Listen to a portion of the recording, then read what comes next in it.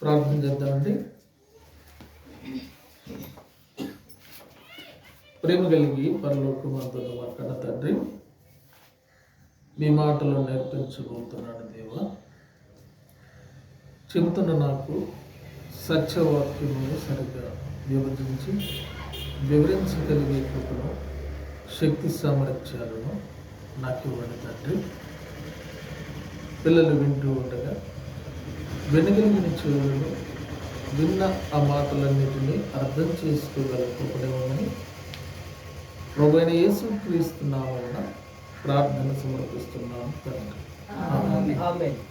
ప్రియమైనటువంటి దేవుని పిల్లరా, ఈ రోజున ఆరాధన కార్యక్రమంలో మనము నేర్చుకునబోయే పాఠం ఏంటంటే, తెస్సలోనిక సంఘముకున్న విశ్వాసము, ఓర్పు, నిరీక్షణ, ప్రేమతో కూడిన ప్రయాసము అనే పాఠాన్ని మనం నేర్చుకోబోతున్నాం. కావున జాగ్రత్తగా విని నేర్చుకోవాల్సిందిగా మీ అందరికి కూడా మనం చూస్తున్నాం. ఒకసారి 1 సెకండ్ మీరు చెప్పండి, ఏం పాఠం నేర్చుకుని పోతున్నాం మనము?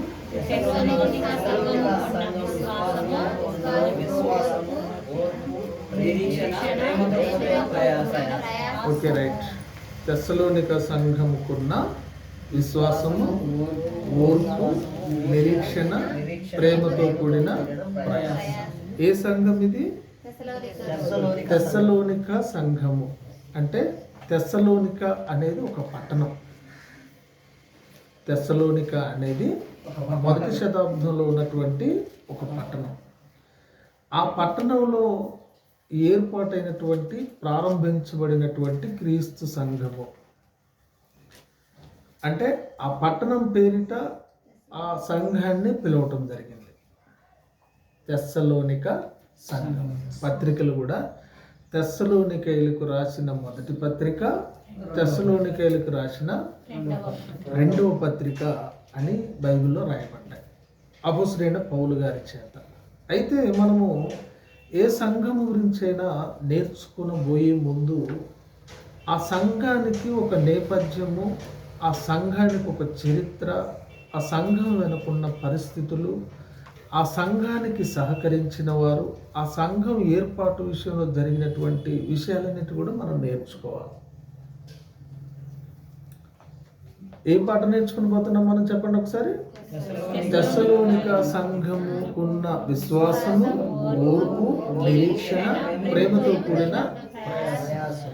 అయితే ఇప్పుడు తెస్సలోనిక సంఘము యొక్క చరిత్ర, వెనకాతల బ్యాక్గ్రౌండ్ చరిత్ర ఏం జరిగిందంటే, సంఘానికి చరిత్ర పుస్తకము మనకు ఆధారిత గ్రంథము ఏదంటే అపోస్తులుల కార్యము. బైబిల్లో రాయబడినటువంటి ఏ పత్రిక అయినా, సంఘమైనా, ఆ సంఘానికి రాయబడిన పత్రిక అయినా దాని నేపథ్యం ఎక్కడ రాయబడి ఉంటుందంటే అపోస్తులుల కార్యము ఆధారం మనకి. ఈ తెస్సలోనిక పట్టణంలో ఏం జరిగింది, సంఘం ఎలా ప్రారంభమైంది అంటే, మనం ఒకసారి అపోస్తుల కార్యము 17వ అధ్యాయం తీయండి మీరు అండి. అపోస్తుల కార్యము 17వ అధ్యాయము,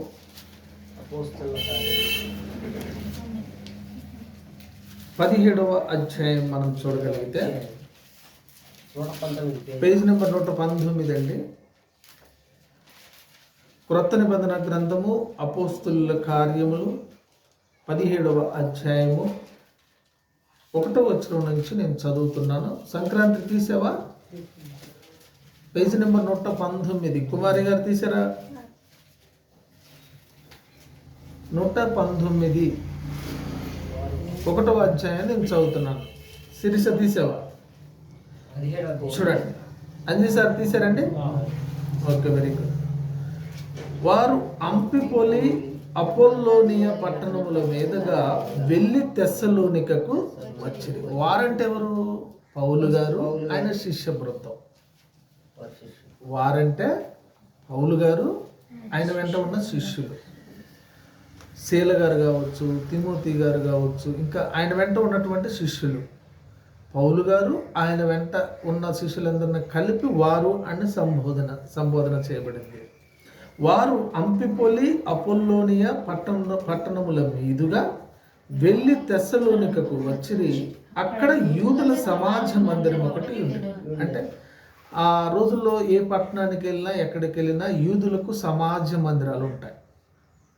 యూదులకు ఏముంటాయంటే ఇప్పుడు చర్చెస్ అని చెప్పుకోవచ్చు అనమాట. వాళ్ళకు సబ్బాత్ డే కూడుకోవటానికి, పండగలు చేసుకోవటానికి, ఆరాధించుకోవటానికి సమాజ మందిరాలు ఉంటాయి. పాత నిబంధన గ్రంథ ఆచారాల చొప్పున, ఆ నియమావళి చొప్పున జరుపుకోవటానికి సమాజ మందిరాలు ఉంటాయి. అక్కడ వాళ్ళందరూ కూడుకునేటటువంటి వాళ్ళు ప్రతి విశ్రాంతి దినమున. విశ్రాంతి దినం అంటే శనివారం. విశ్రాంతి దినం అంటే ఎవరము? శనివారం. అయితే ఈ తెస్సలోనిక పట్టణంలో సమాజ మందిరం ఉంది. సమాజ మందిరం ఉంటే 2వ వచనంలో, కనుక పౌలు తన వాడుక చొప్పున సమాజపు వారి వద్దకు వెళ్ళి, అంటే సమాజపు వారంటే అక్కడ కూడుకునేవారు, ఆ సమాజ మందిరంలో కూడుకునేవారు. సంఘము అని ఇప్పుడు మనం చెప్పవచ్చు. సంఘము లేదా సమాజము అని చెప్పుకోవచ్చు అనమాట. జాగ్రత్తగా వినాలి. మిమ్మల్ని మళ్ళీ అడుగుతాను నేను. సమాజపు వారి వద్దకు వెళ్ళి ఆయన బోధిస్తున్నాడు. ఆ మందిరంలోనికి వెళ్ళి ఏం చెప్తున్నాడు? క్రీస్తు శ్రమపడి మృతుల్లో నుండి లేచుట ఆవశ్యకమనియు నేను మీకు ప్రచురము చేయు యేసే క్రీస్తు అయి ఉన్నాడని లేఖనములో నుండి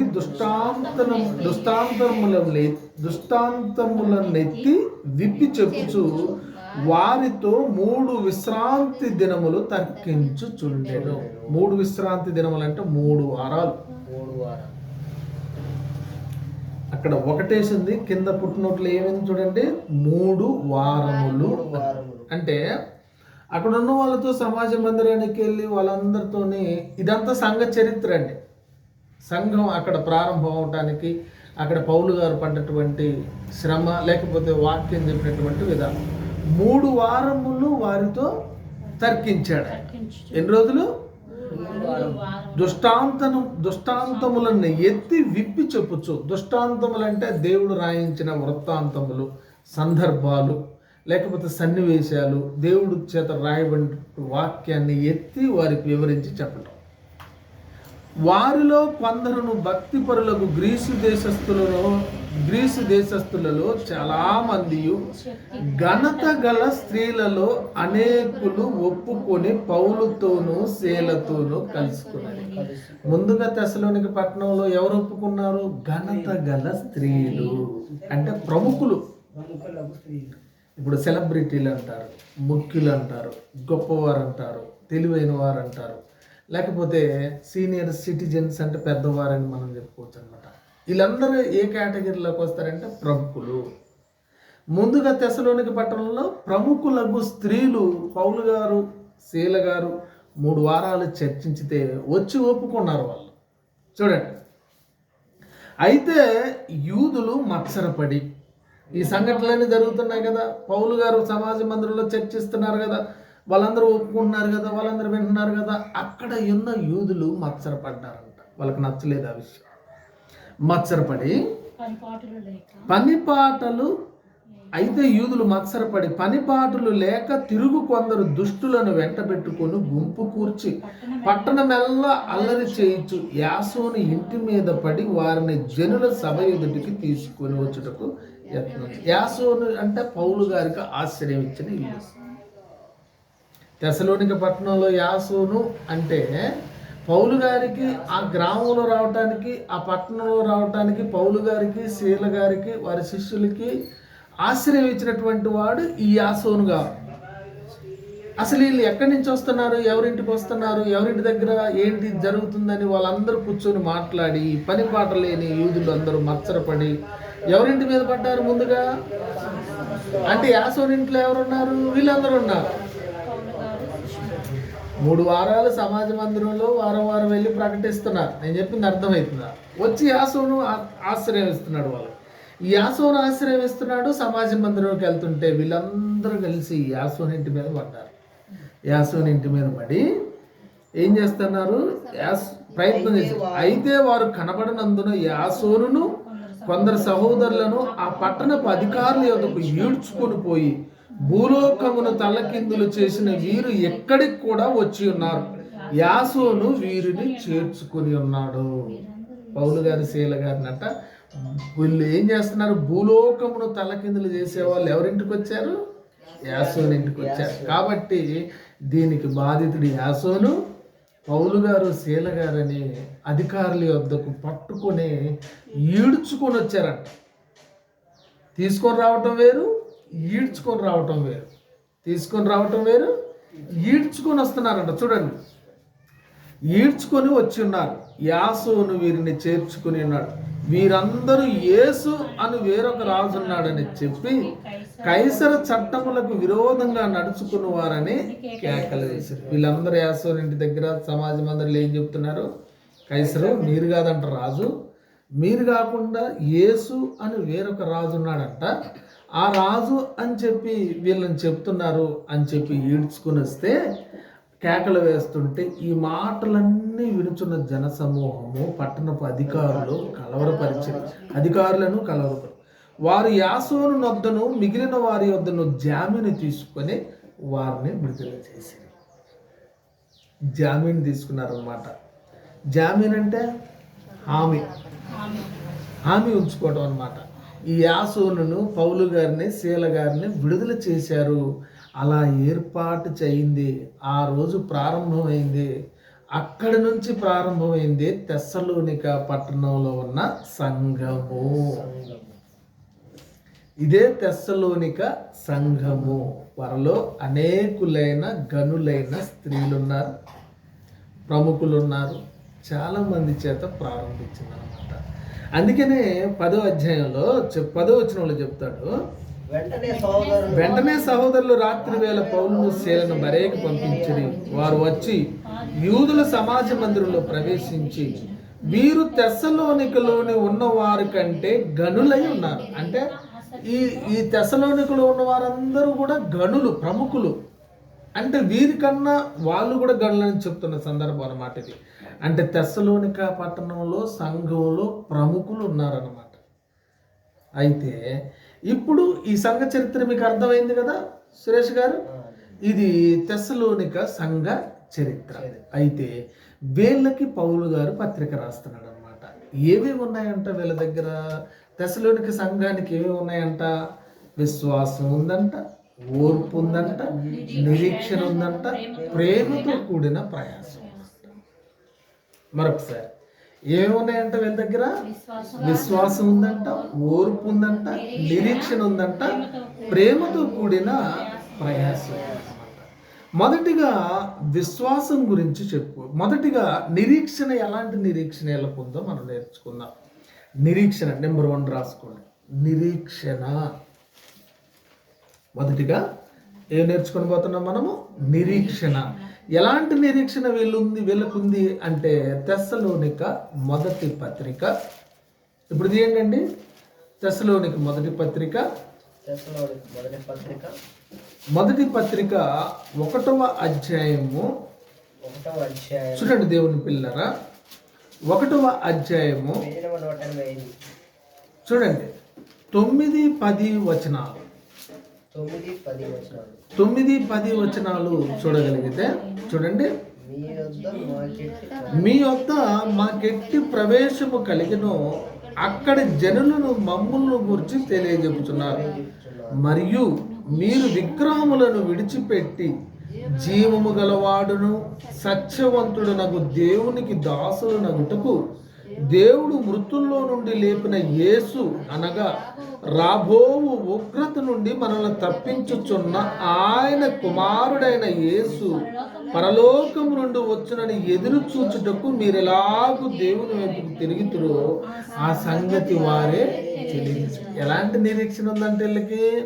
పరలోకము నుండి యేసు ప్రభు, యేసు క్రీస్తు మరలా తిరిగి వస్తాడు అనే నిరీక్షణతో విగ్రహములను విడిచిపెట్టి జీవము గల దేవుని వైపుకు తిరిగే నిరీక్షణ వెళ్ళదు.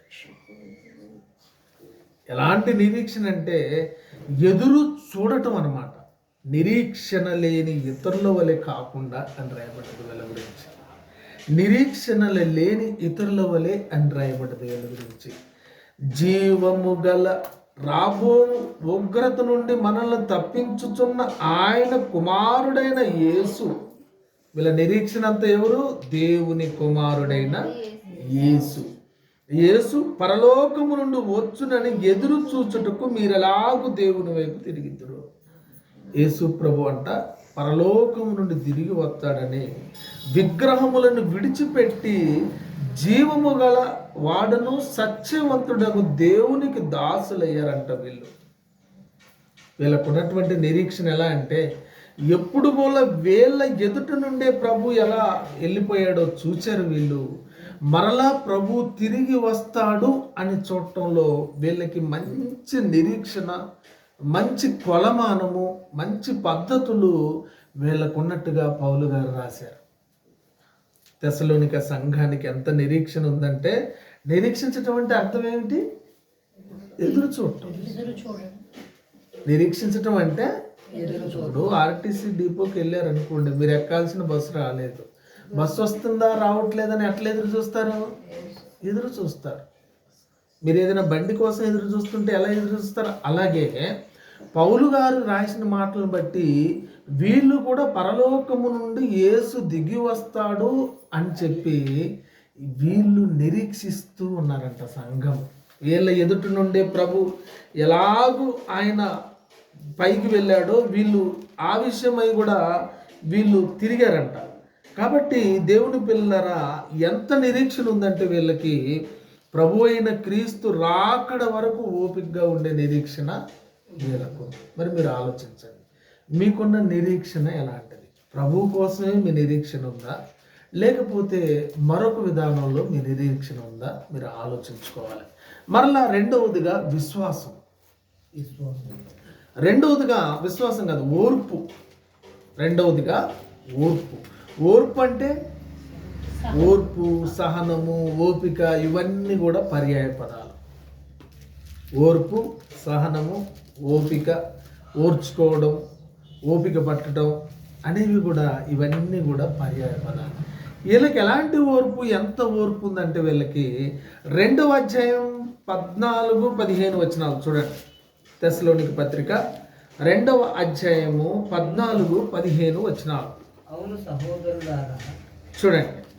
అవును సహోదరులారా, మీరు యోదయలో క్రీస్తు యేసునందున్న దేవుని సంఘములను పోలి నడుచుకుని వారైతురు.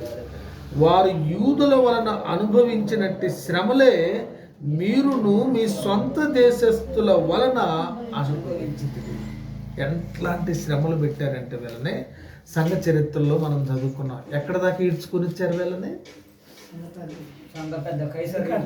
యాసోను ఇంటి వద్ద నుండి యాసోను ఇంటి మీద పడి, యాసోను ఇంటి దగ్గర పౌలు గారు, శీల గారు లేకపోతే, దొరకకపోతే యాసోనును మిగతా తక్కిన వారిని ఈడ్చుకొని ఈ కైసరు దగ్గర ఎదురు గుంజుకొని ఈడ్చుకుని వచ్చారు. ఎవరి వలన జరిగింది? పని పాట లేని యూదులు. ఎందుకు జరిగింది? కారణం అంటే మత్సర పడ్డారు వీళ్ళు కైసరు కన్నా వేరొక రాజు ఉన్నాడు అని వీళ్ళు ప్రకటన చేస్తున్నారని చెప్పి మత్సరపరి ఈడ్చుకుని వచ్చారు. అందువల్లనే వారు యూదుల వలన అనుభవించినట్టు శ్రమలే మీరును మీ సొంత దేశస్థుల వలన అనుభవించితిరి. ఆ యూదులు తమ పాపములను ఎల్లప్పుడూ సంపూర్తి చేయుటకై ప్రభువైన యేసును ప్రవక్తలను చంపి మమ్మును హింసించి అన్యజనులు రక్షణ పొందుటకై వారితో మేము మాట్లాడకుండా మమ్మును ఆటంకపరచుచు దేవునికి ఇష్టలు కాని వారును మనుషులందరికీ విరోధులై ఉన్నారంట. వీళ్ళందరూ ఎంత విరోధులంటే వీళ్ళు మనుషులందరికీ విరోధులై ఉన్నారంట.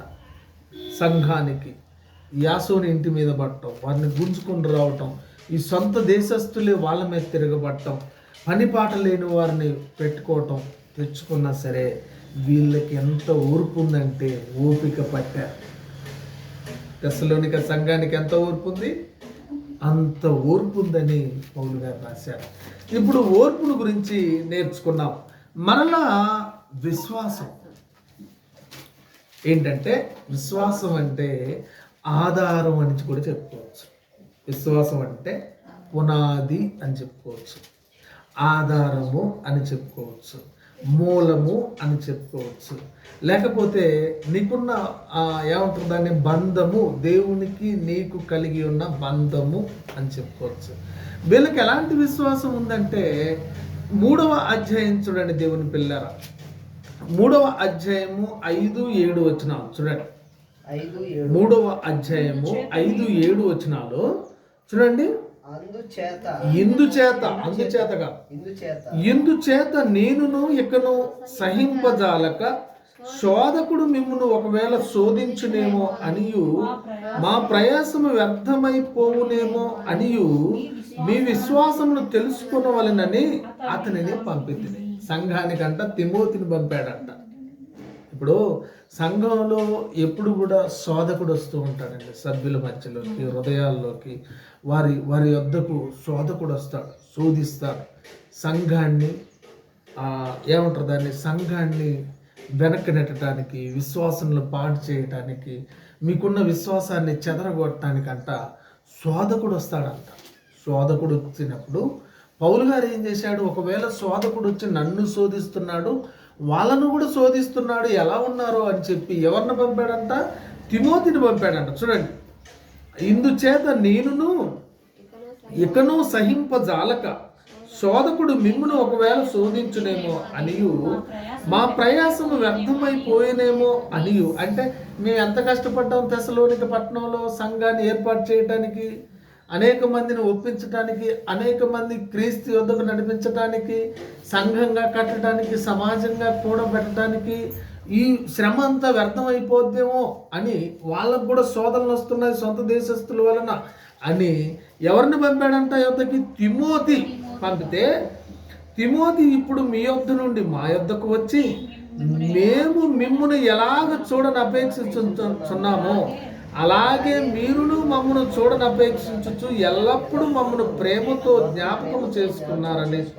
చేసుకున్నారని మీ విశ్వాసంను గూర్చి, మీ ప్రేమను గూర్చి సంతోషకరమైన సమాచారం మాకు తెచ్చాడు తిమోతి.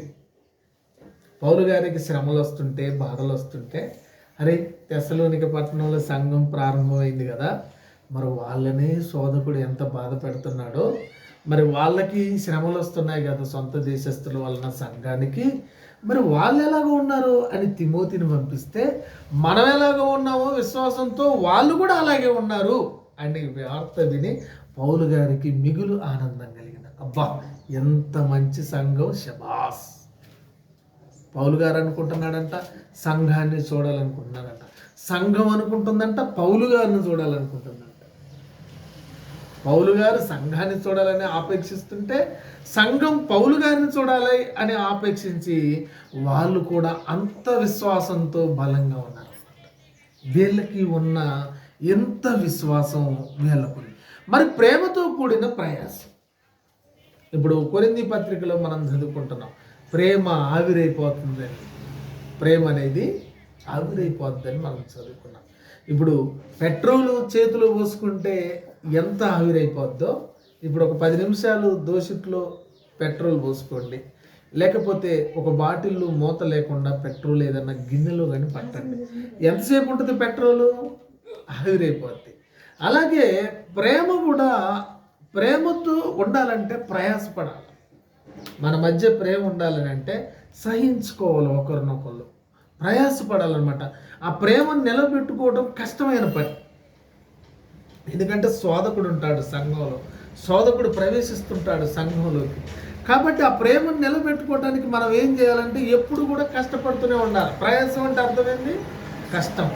ఎందుకు ప్రేమ అనేది ఆవిరైపోద్దంటే రాశాడు ఇక్కడ 4వ అధ్యాయము 9వ వచనం చూడగలిగితే, 4వ అధ్యాయం 9వ వచనంలో చూడండి దేవుని పిల్లరా, సహోదర ప్రేమను గూర్చి మీకు రాయనక్కర్లేదు, మీరు ఒకరికొకడు ప్రేమించుటకు దేవుని చేతనే ఏర్పరచబడితిరి.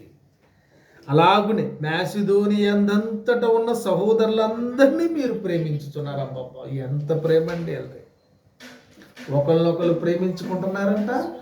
మాసిదోనియా ఉన్న అందరిని మాసిదోనియా ప్రాంతంలో ఉన్న అన్ని సంఘాలను, సంఘంలో ఉన్న సభ్యులందరినీ కూడా ప్రేమిస్తున్నారంట. దేవుని చేత ఏర్పడ్డారంట వీళ్ళు ప్రేమించడానికి. చూడండి, మీరు ప్రేమ యందు మరి ఎక్కువగా అభివృద్ధి చెందుచుండవలెనని సంఘమునకు వెలుపటి వారి ఎడల మర్యాదగా నడుచుకొనొచ్చు. మీకేమీ కొదువు లేకుండా మేము మీకు ఆజ్ఞాపించిన ప్రకారం మీరు పరుల జోలికి పోక మీ సొంత కార్యములు జరుపుకున్నట ఎందును మీ చేతులతో పని చేయుట ఎందును ఆశ కలిగి ఉండవాలని మిమ్మును హెచ్చరించుతున్నాను. అసలు ఎంత ప్రేమ ఉందంటే, ఎంత ప్రయాసం ఉందంటే కుమారి వీళ్ళ దగ్గర. వీళ్ళని వీళ్ళు ప్రేమించుకోవటమే కాకుండా, సంఘాన్ని ప్రేమించటమే కాకుండా, మాసిదోనియా అంతటి వారిని కూడా ప్రేమిస్తున్నారు అని రాయబడ్డది. వీడి గురించి ఏం పాఠం నేర్చుకుంటున్నాం ఒకసారి చెప్పండి. మనం తెస్సలోనిక సంఘముకున్న విశ్వాసము, ఓర్పు, నిరీక్షణ, ప్రేమతో కూడిన ప్రయాసం. ఎంత విశ్వాసం ఉంది వీళ్ళకంటే, ఎంత విశ్వాసం ఉందని చదువుకున్నాం మనం. వీళ్ళకి ఎంత విశ్వాసం, అప్పుడే మర్చిపోయారు. పోయిందా? మర్చిపోయారా? విశ్వాసం ఎంత ఉందంటే వీళ్ళకి, ఎంత 1, 3 విశ్వాసంతో కూడిన పని, ఓర్పు, సహనం, ఇవన్నీ. ఓర్పు ఉంది వీళ్ళ దగ్గర, నిరీక్షణ ఉంది వీళ్ళ దగ్గర, ప్రేమతో కూడిన ప్రయాసం ఉంది వీళ్ళ దగ్గర. ఇవన్నీ ఉన్నాయని మనం చదువుకున్నాం దేవుని పిల్లలారా. కాబట్టి ప్రియమైనటువంటి దేవుని పిల్ల, మిమ్మల్ని అడుగుతున్నాను, మరి తెస్సలోనిక సంఘానికి ఉన్న విశ్వాసం మీకుందా? తెస్సలోనిక సంఘానికి ఉన్న ఓర్పు మీకుందా? తెస్సలోనిక సంఘానికి ఉన్నటువంటి ఏమంటారు దాన్ని, ప్రేమతో కూడిన ప్రయాసం మీకుందా అని మీరు ఆలోచించుకోవాలి. సంఘ చరిత్రలో మనం చదువుకున్నప్పుడు యాసోని ఇంటి వద్ద నుండి ఈడ్చుకొచ్చి కైసర్ దగ్గరికి తీసుకొచ్చారు. వీళ్ళు కైసరి వద్దకు తీసుకొచ్చారు సొంత దేశస్తులు. అక్కడ కూడా వీళ్ళు ఇబ్బంది పడలే. ఆ సంఘంలో గనులైన స్త్రీలు ఉన్నారని మనం చదువుకున్నాం. వీళ్ళు ప్రేమ ఎంత ప్రేమ అంటే, వీళ్ళని వీళ్ళు ప్రేమించుకోవటమే కాకుండా, వీళ్ళని వీళ్ళు ఇష్టపడటమే కాకుండా, మాసిదోనియా వాళ్ళందరినీ కూడా ప్రేమించినట్టు మనం చదువుకున్నాం. కాబట్టి పౌలు గారంట వీళ్ళ కోసం ప్రాణాలు ఇయటానికి సిద్ధపడ్డాడంట, ఈ సంఘం కోసం. వీళ్ళు ఎంత మంచోళ్ళు అంటే, వీళ్ళు ఎంత గొప్ప వాళ్ళు అంటే, ఒకసారి తెస్సలోనిక రాసిన మొదటి పత్రిక 1వ అధ్యాయం మనం చూడగలిగితే, చూడండి వాళ్ళ గురించి ఏం చెప్తున్నాడంటే, వాళ్ళ గురించి చూడండి. 8వ వచనంలో మీరు మాకు బహు ప్రియులై ఉంటిరి గనుక, 1వ తెస్సలోనిక రాసిన మొదటి పత్రిక 1వ అధ్యాయం 2వ అధ్యాయం 8వ వచనం, క్షమించండి 2వ అధ్యాయం 8. మీరు మాకు బహు ప్రియులై ఉంటిరి గనుక మీ యందు విశేషాపేక్ష గలవారమై దేవుని సువార్తను మాత్రం కాక మా ప్రాణములు కూడా మీకు ఇచ్చుటకు సిద్ధపడి. పౌలు గారంట ఒక సువార్తే కాదంట, ప్రాణాలు కూడా ఇయటానికి సిద్ధపడ్డాడంట. వీళ్ళని ఎలా ప్రేమించాడంటే 7వ వచనంలో చెప్తూ, అయితే స్తన్యమిచ్చు తల్లి తన సొంత బిడ్డలను గారవించినట్లుగా మేము మీ మధ్య సాధులమై ఉంటుంది. ఇప్పుడు తల్లి బిడ్డకి ఎంత పాలిచ్చి గౌరవించిద్దో అంత సాధులయ్యి వీళ్ళ మధ్య ఉన్నారంట. వీళ్ళని అంత ప్రేమించారంట, వీళ్ళని అంత ఇష్టపడ్డారంట, వీళ్ళకి ప్రాణాలు ఇయటానికి కూడా సిద్ధపడ్డారంట. ఇది తెస్సలోనిక సంఘానికి ఉన్న విశ్వాసము, ఓర్పు, నిరీక్షణ, ప్రేమతో కూడిన ప్రయాసం. ఏమి ఉన్నాయని చదువుకున్నాము పౌలు గారు వీళ్ళ దగ్గర? ఏమున్నాయి? విశ్వాసం ఉంది బలంగా, ఓర్పు ఉంది బలంగా, నిరీక్షణ ఉంది బలంగా, ప్రేమతో కూడిన ప్రయాసం. ఎవరి దగ్గర ఉన్నాయి ఇవన్నీ? తెస్సలోనిక సంఘం దగ్గర. మరి అనంతనగర్లో ఉన్న సంఘం దగ్గర ఉన్నాయా? ఉన్నాయా? ఓర్పు ఉందా? విశ్వాసం ఉందా? నిరీక్షణ ఉందా? ప్రేమతో కూడిన ప్రయాసం ఉందా? Very good. ఇవన్నీ కూడా మనకు ఉండాలి. ఆ తెస్సలోనిక సంఘాన్ని పౌలు గారు ఎలా మెచ్చుకుంటూ ప్రాణాలు ఇయటానికి, బిడ్డకు తల్లి పాలించినట్టుగా, ఎంత గారవించినట్లుగా, ఎంత ప్రేమించినట్లుగా ఆయన చూశాడో, వాళ్ళ మధ్య ఆయన ఉన్నాడో, మరి మనం కూడా సంఘం కూడా ఈ సంఘానికి ఉన్నటువంటి లక్షణాలన్నింటి కూడా మనకు ఉండాలి. కాబట్టి ప్రియమైనటువంటి దేవుని పిల్లారా, ఏం పాట నేర్చుకున్నాం ఒకసారి వన్స్ అగైన్ చెప్పండి. తెస్సలోనిక సంఘముకున్న విశ్వాసము, ఓర్పు, నిరీక్షణ, ప్రేమతో కూడిన ప్రయాసం. God bless you. ప్రార్థన చేద్దాం. సర్వశక్తియు మిక్కిలి కృపా కనికరం కలిగిన మా కన్న తండ్రి, మీరు అనుగ్రహించిన కృప ద్వారా ఈ పాఠాన్ని నేర్పించి ఉన్నాను తండ్రి. పిల్లలు విన్నారు, నేర్చుకున్నారు.